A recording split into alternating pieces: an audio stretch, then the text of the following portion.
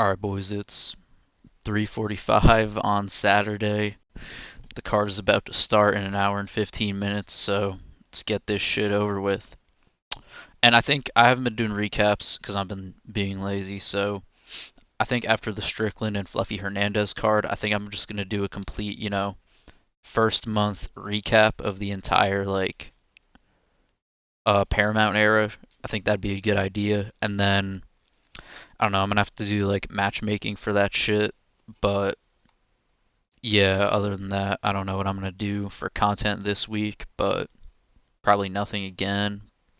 But yeah, let me get my picks out so that I can fucking still rake in my, best predictor on YouTube, um, fucking title or whatever.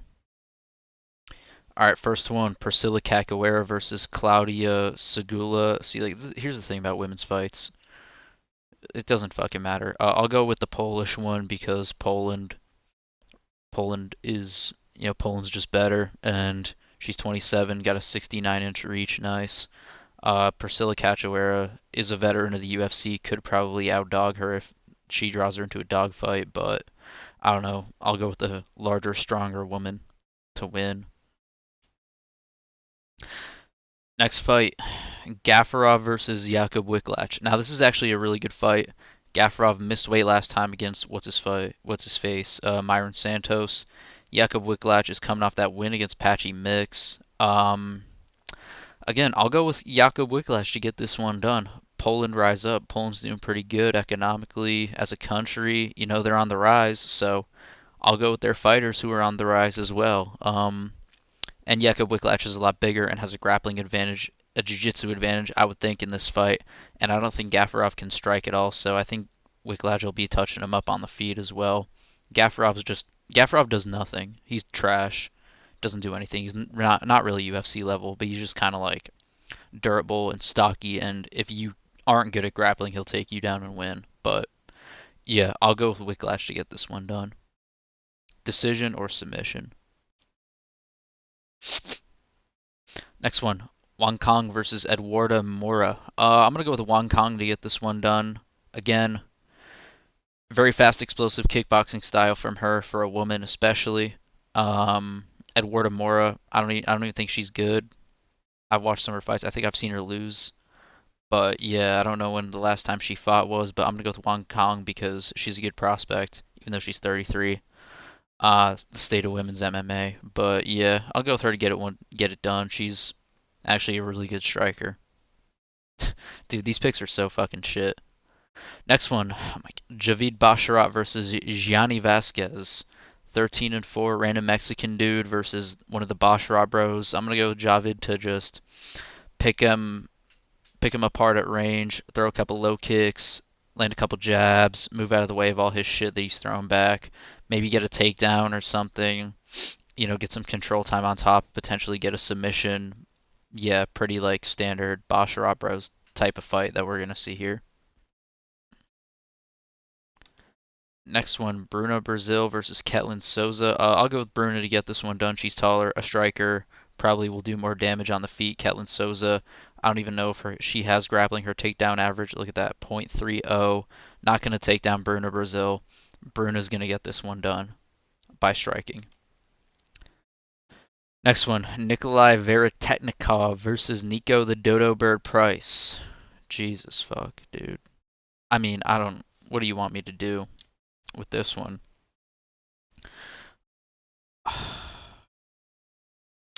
Like, who the hell am I even supposed to pick in this?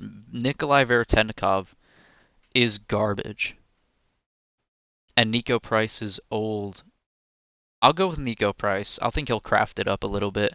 Not even craft it up, just like know how to fight and know what he's doing more than the other dude. So yeah, we'll go with Nico Price to get it done. Next fight, Daniil Donchenko versus Alex Morono. Now, Daniil Donchenko actually coming off of a nice knockout in however the hell he got into the UFC, but it was nasty. This guy's nasty. Got some pop, got some power. Actually a good prospect. He's 24 years old, still improving. Alex Morono is old and has been chinned like however many fucking times he's been chinned in the UFC already. I'm gonna go with Daniil Danchenko to chin Alex Morono. If Alex Morono wins this fight, I might kill myself. Not saying it's a definite. There's a more than 90% chance I'll kill myself if Alex Morono wins this fight, because then that means the sport's cooked and I'm not going to want to watch it anymore. I won't kill myself, but that's just how I feel about watching Alex Morono win fights. It's the most annoying shit ever.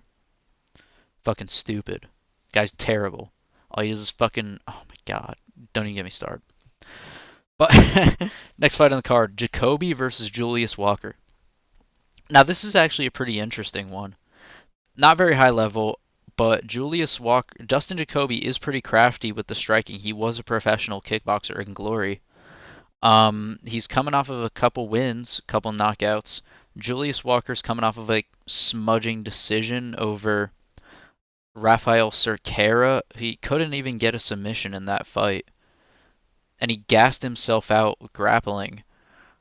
And if he can't really like walk forward and get takedowns on Jacoby, he's gonna get pieced up and probably get knocked out. So I don't know. My brain is telling me Julius Walker is gonna just take down Jacoby and smudge him, but I think Jacoby is gonna be looking to win. He's still on a solid contract. He wants to get his fucking money.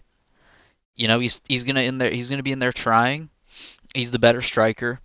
If he works himself up off bottom, he's gonna piece up Julius on the feet. Now I know Julius is really young and he's probably an improving fighter, but I don't think his striking is that high level and is gonna improve that quickly to be able to, beat Dustin Jacoby. Now he can just chin Dustin Jacoby. Obviously he has power to do that, but I don't know if he has the skill to be able to do that without getting beat up himself. Because he did fight Alonzo Menifield and couldn't get any takedowns and got beat up on the feet a bit, even though that was a really close fight. So, yeah, I'm going to go with Bucket. Yeah, we'll go with Jacoby to get. Nah, I don't know. I want to pick Julius Walker.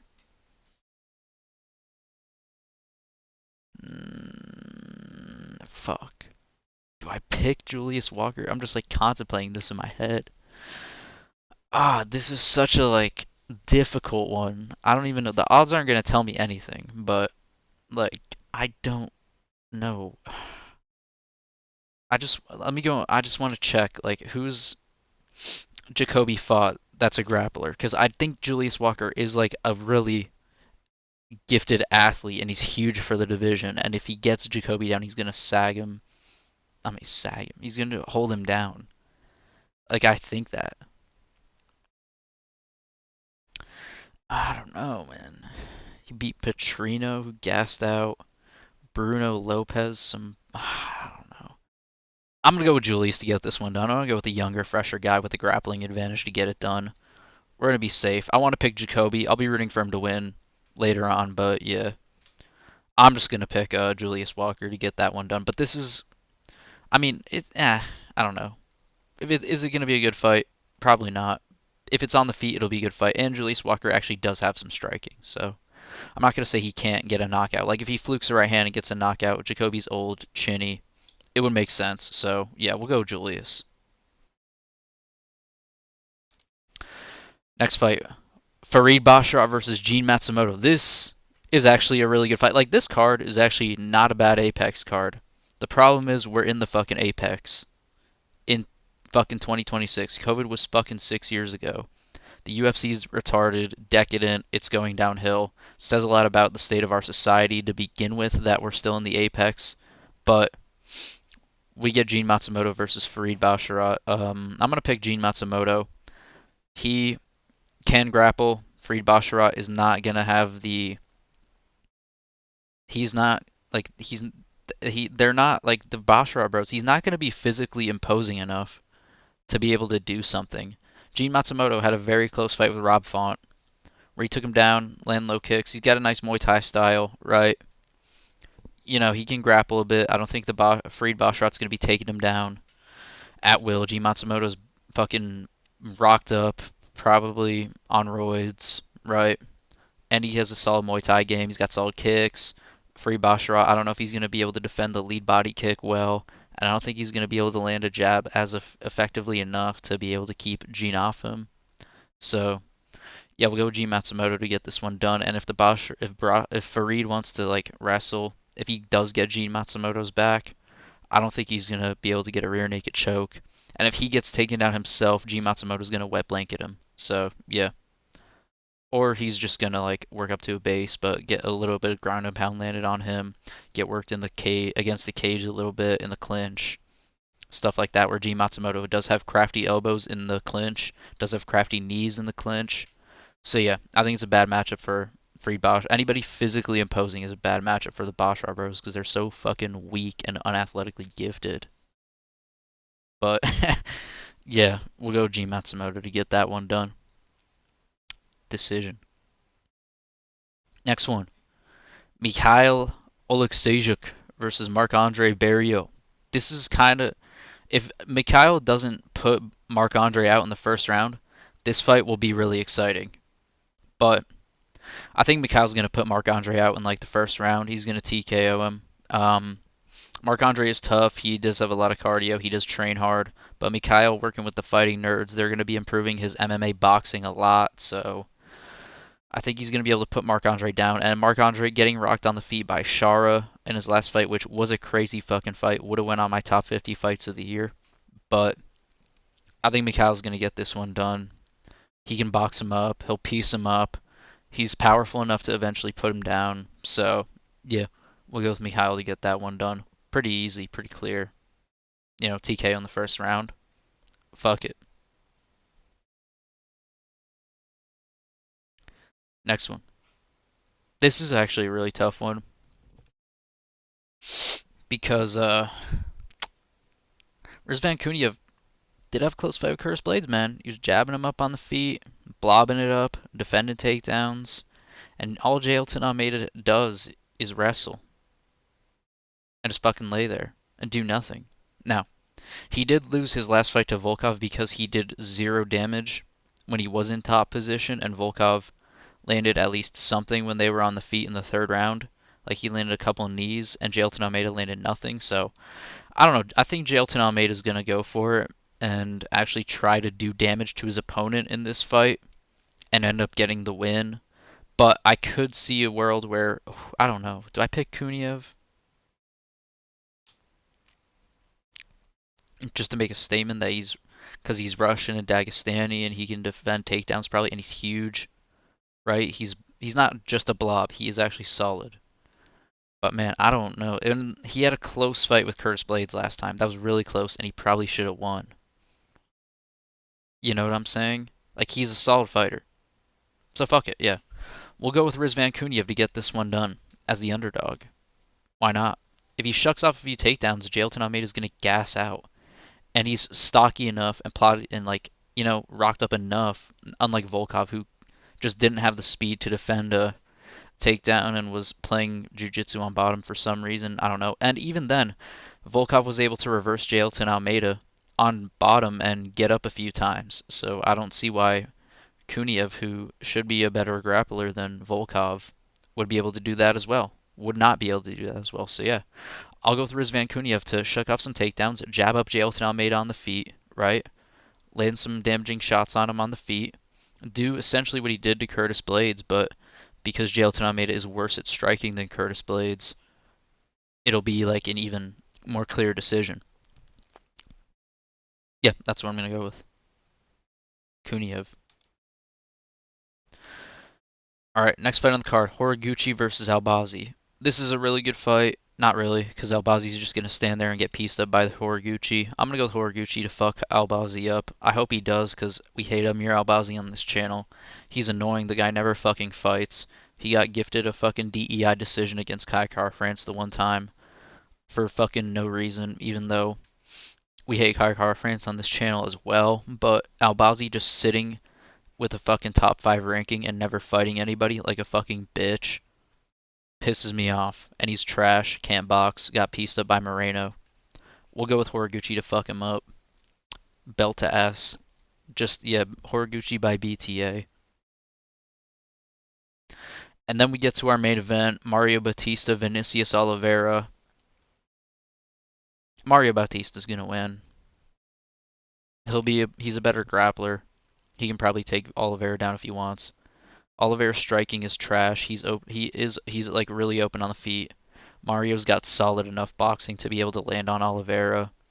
And Mario is going to have the cardio to be able to deal with Oliveira's pace and pressure. So when you combine that with the skill that he has over him, it's just a bad matchup for Oliveira. And he's probably going to lose. If he does win and like flukes a head kick or something on Mario, we'll be happy. But I don't really think this guy is even that good.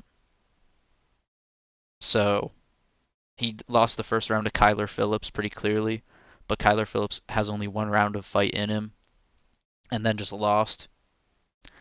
But Mario Bautista has more than one round of fight in him. He actually put up a solid fight against Umar in his last fight and dropped him. Went for a heel hook that was really close, got Umar to scramble, was able to get up, but then he got just worked in the grappling, in the wrestling, and couldn't really get away from Umar in order to do more damage on the feet. But I think Mario Bautista is going to be able to piece him up a little bit. Probably get some grappling off, take him down. You know what I'm saying? And his coaches are really good. Where does he train? He trains at the MMA lab out in Arizona with John Crouch. They got good coaching. They come up with solid game plans. Like their game plan they had for Umar was really smart. So I think Bautista is going to end up getting this one done by a decision because I don't think Oliveira is like. Actually, I don't know because I could see Mario like because Vinicius like he doesn't have good cardio. Like I'm gonna be real, the Said Nurmagomedov fight, he pushes a crazy pace, but he tires out pushing that pace. And over 5 rounds, I think he's just gonna get more tired, and Mario's gonna be more calm, and he's gonna be in there more, and he's gonna be able to deal with it quite easily. So yeah, I'm gonna go with Mario. I don't know. This is just me deciding whether I want to pick him by decision or finish. I just I don't know how Mario gets a finish. Maybe like a submit. Maybe he'll get a submission late, but I'm not gonna like bank on that or pick that. You know what I'm saying? So we'll just go with Mario by decision. And last card we went 8-3 on picks, which is pretty solid. So what are we? 17 and I got 9-2, 8-3, 17-5. Or no, did we go 7-3? Was there only 10 fights last card? No, we went 8-3, and we got 3 wrong. Was there 10 fights last card? Hold on, we gotta check for the pick percentage because this is the only reason these videos matter. Unfortunately, these are the only videos I upload, which is dumb. I shouldn't do that, but let's go back to the Vol card. And it fucking sucks because a bunch of fucking fights got canceled for no reason. And dude, the first fight was a complete fucking robbery. Con Ofley, that was a bullshit decision, so I got a fucking fight wrong because of that bullshit. And Oban is just retarded, and I got that wrong because of that. And Dan Hooker I got wrong because he tried to wrestle offensively and got reversed, and then his ass beat on the ground, which I said in my breakdown, if Dan is on his back flat, he's gonna get fucked up. And that's exactly what happened. But he tried to wrestle, but he did it because he was initiating wrestling offense like an idiot. Sorry. But that's why my pick was wrong. But like Rufy won exactly how I called it against Fiziev, by the way. I'm a genius. So yeah, I need to count up how many fights there were. 1, 2, 3, 4, 5, 6, 7, 8, 9, 10. There was 10. So what are we? Alright, so we're 16-5 on the year. Not bad. And hopefully we get everything right on this card. I want to have at least one card where I get every single fight right. I think that'd be pretty sick. So yeah, let's hope it's this card, which probably not because the Apex is fucked and it's always weird shit happening and there's women's fights. You know, anytime there's women's fights, you're gonna get something wrong because of it's a women's MMA. Yeah. Peace.